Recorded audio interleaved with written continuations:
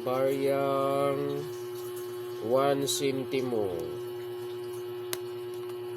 Ayan. Republika ng Pilipinas. 1 centimo. Lapu-lapu. Ayan, lapu-lapu. Tapos sa likod,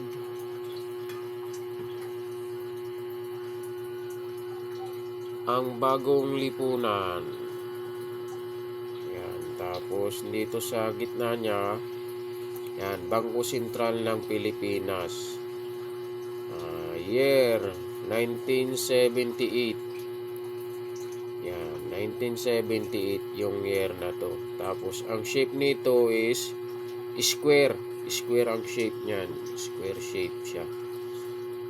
So meron tayong 5 ganito. Meron tayong 1978 dalawa, tapos 1981 isa, tapos 1988 dalawa. Yan. So yan, mga good condition yung barya. Yan, medyo okay. Yan.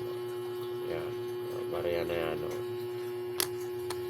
So yan, may 5 barya yan. Lapu-lapu.